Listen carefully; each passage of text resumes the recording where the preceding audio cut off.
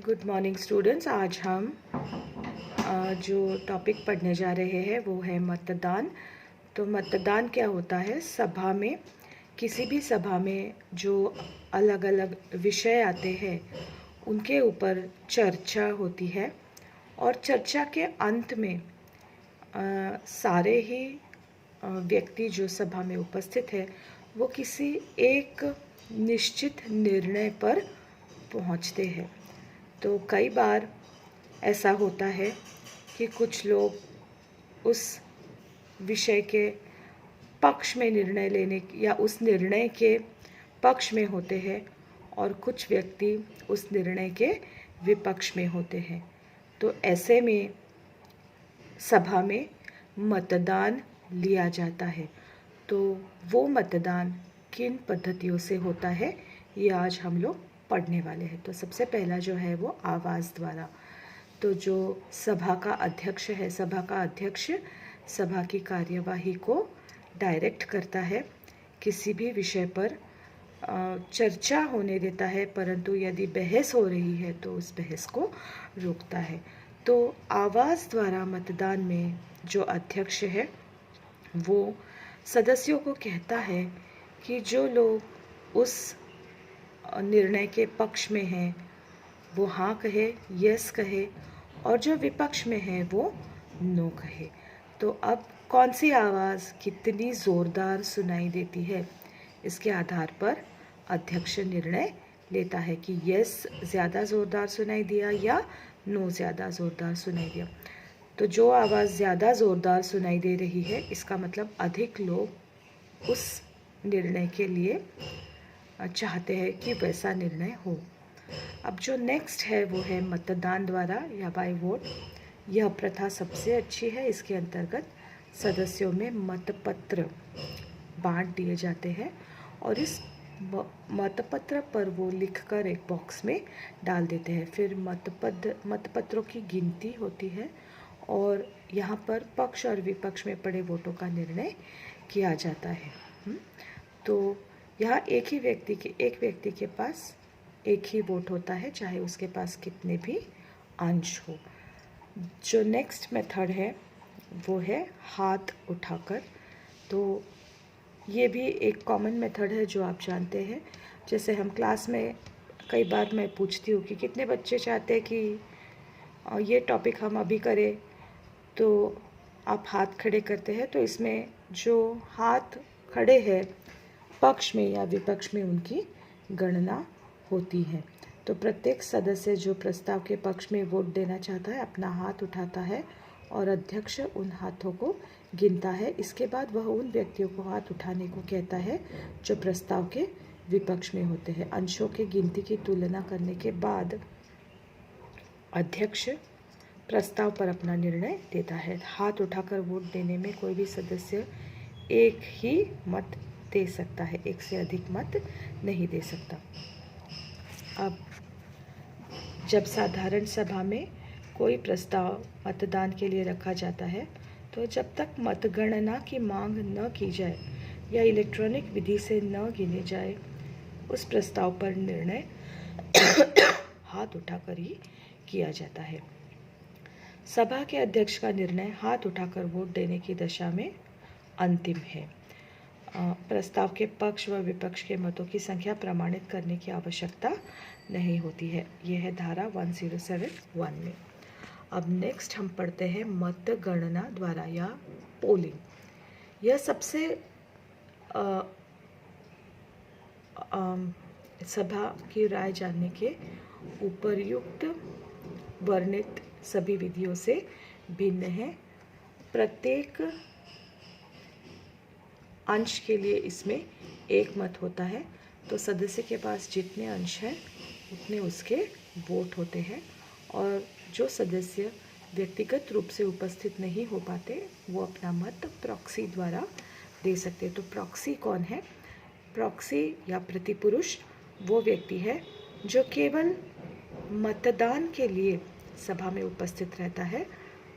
इस प्रतिपुरुष को सभा की अन्य कार्यवाहियों में भाग लेने का कोई अधिकार नहीं होता। अब जो आजकल सब जगह पर ये इलेक्ट्रॉनिक रेवोल्यूशन या डिजिटलाइजेशन हो रहा है, इसके अंतर्गत ये ई मतदान भी आ गया है। कंपनी की सभा में इलेक्ट्रॉनिक माध्यम की सहायता से मतदान करवाने की यह एक पद्धति है। कंपनी के सभासद देश विदेश में स्थित होने से सभी सभा में प्रत्यक्ष उपस्थित रहकर मतदान नहीं करते। उसी प्रकार कंपनी के अनुपस्थित सभासदों के पक्ष में पोस्टल मतदान द्वारा मत देने में भी कठिनाइयाँ होती है। इस स्थिति में कंपनी की विविध सभाओं में मतदान करवाने के लिए कंपनी अधिनियम 2013 की धारा 108 के अनुसार ई मतदान की अनुमति हो गई है। यह नियम 19 मार्च 2015 से क्रियान्वित हुआ है। ई मतदान में कंपनी की सभी साइबर सुरक्षा नियमों का पालन करते हुए जिस मतदान के विषय में गोपनीयता भंग नहीं होती, सभासद इंटरनेट के माध्यम से मतदान कर सकते हैं।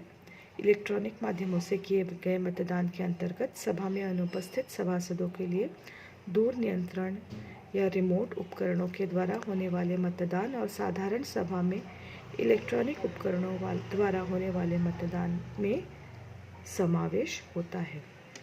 तो डाक द्वारा प्रस्ताव इसमें या पोस्टल बैलेट जो है, इसमें जो बैलेट पेपर है जिसके ऊपर उनको मतदान करना है वो उन्हें डाक द्वारा भेजा जाता है।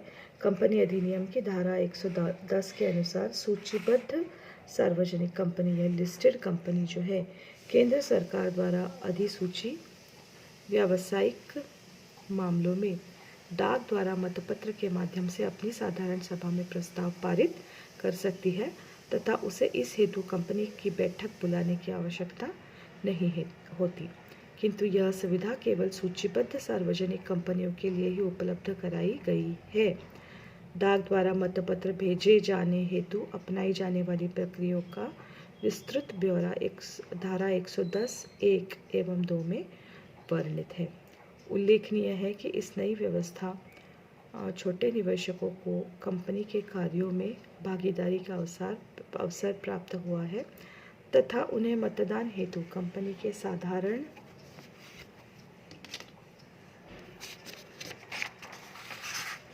बैठक में व्यक्तिगत रूप से उपस्थिति दर्ज कराने की आवश्यकता नहीं है। अब यहाँ पर होता इतना ही है कि बैलेट पेपर्स उन लोगों को भेजे जाते हैं वो जो नहीं आ सकते, उस पर वो अपना मत लिख करके यस या नो उसे मेल बैलेट से ही भेज देते हैं। अब हमने जो ई मतदान पढ़ा उसमें या तो कंपनी की वेबसाइट पर ही ये अवेलेबल होता है या मेल द्वारा भी मत भेजा जा सकता है। अब जो नेक्स्ट है वो है मतगणना का अर्थ, वोटिंग पोल्स। कंपनी अधिनियम की धारा 47(2) द्वारा अधिमान्यता एवं अधिमान्यता प्राप्त अंशधारियों यानी कि प्रेफरेंशियल शेयर्स होल्ड करने वाले जो लोग हैं के मताधिकार को प्रतिबंधित कर दिया है। ये अंशधारी केवल उन्हीं विषयों पर मताधिकार का प्रयोग कर सकते हैं जो विषय उनके अधिकारों से संबंध रखते हैं। तो जो प्रेफरेंशियल शेयर होल्डर्स है वो केवल उन्हीं विषयों पर मतदान कर सकते हैं जो उनसे संबंधित है। नेक्स्ट जो टॉपिक है वो है मतगणना की मांग। सदस्यों द्वारा मतगणना की मांग की जाने पर सभाध्यक्ष उसे स्वीकार करने के लिए बाध्य होता है। यदि वह मांग किसी स्थगित प्रस्ताव के संबंध में की गई हो तो मतगणना तत्काल होगी, अन्यथा सभा अध्यक्ष के चुनाव के अतिरिक्त अन्य विषयों के संबंध में मतगणना मांग के समय में 48 घंटों के अवधि में हो जाना चाहिए। तो यहाँ पर अगर शेयर होल्डर्स मतगणना की मांग करते हैं तो सभा के अध्यक्ष को उसे स्वीकार ही करना पड़ता है, वो उसे स्वीकार करने के लिए बाध्य है। यदि मांग किसी स्थगित प्रस्ताव के बारे में है तो तत्काल ही उसे उसके लिए तत्काल ही उसे उनकी मांग को मान्य करके मतगणना करनी होगी। और अगर वो उसके चुनाव सभाध्यक्ष के चुनाव के अतिरिक्त अन्य विषयों के संबंध में मतगणना है तो मांग के 48 आवर्स के भीतर ये मतगणना हो जानी चाहिए। मतगणना के समय प्रत्येक उपस्थित सदस्य को अलग अलग मतपत्र दिए जाएंगे, जिन पर वह अपने हस्ताक्षर सहित उस प्रस्ताव के पक्ष अथवा विपक्ष में अपना मत करेगा। तो यहाँ पर फिर से सबको छोटे छोटे पेपर्स दिए जाते हैं, जिन्हें हम मतपत्र कहते हैं, और उसके ऊपर वो येस या नो या पक्ष अथवा विपक्ष इस तरह से लिख करके अपनी साइन भी कर देते हैं। इस प्रकार प्राप्त मतों की गणना के लिए सभाध्यक्ष संवेक्षक या स्क्रूटिनियर्स नियुक्त करेगा, जिनमें से एक उपस्थित सदस्यों में से ही होगा, जिसकी नियुक्ति उसकी सहमति से की जाएगी।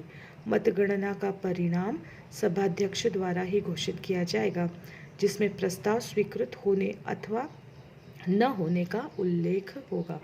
तो मतों की गणना के लिए स्क्रूटिनियर्स अपॉइंट होंगे, उसमें से एक उन्हीं सदस्यों के बीच में से होगा जो सभा के लिए उपस्थित हो, और तुरंत काउंटिंग करके घोषित किया जाएगा कि वो प्रस्ताव पारित हुआ है अथवा नहीं। अब जो नेक्स्ट टॉपिक है वो है प्रस्ताव या रेजोल्यूशन। इसके पहले भी हमने बात की थी कि सभा में जो निर्णय लिए जाते हैं वो प्रस्ताव के द्वारा लिए जाते हैं। किसी भी निर्णय तक पहुंचने के लिए अंशधारियों में चर्चा होती है, और इस चर्चा के अंत में जो एक निश्चित निर्णय पर वो पहुंचते हैं, तो हमेशा चर्चा के अंत में जब एक निर्णय पर पहुंचा जाता है तो कुछ लोग उस निर्णय के पक्ष में होंगे और कुछ लोग उस निर्णय के विपक्ष में होंगे। तो उस निर्णय को हम कहेंगे प्रस्ताव, और अगर उस प्रस्ताव की स्वीकृति की जाती है तो मतदान के द्वारा ये निश्चित होता है कि उस प्रस्ताव या उस निर्णय को कार्यान्वित करने के पक्ष में अधिक लोग हैं अथवा विपक्ष में अधिक लोग हैं, और अगर पक्ष में अधिक लोग हैं तो वो निर्णय कार्यान्वित होगा। अब प्रस्ताव भी दो प्रकार के हैं, साधारण प्रस्ताव और विशेष प्रस्ताव, लेकिन इसको हम अगले वीडियो में देखेंगे। आज के लिए मेरी तरफ से इतना ही। Thank you.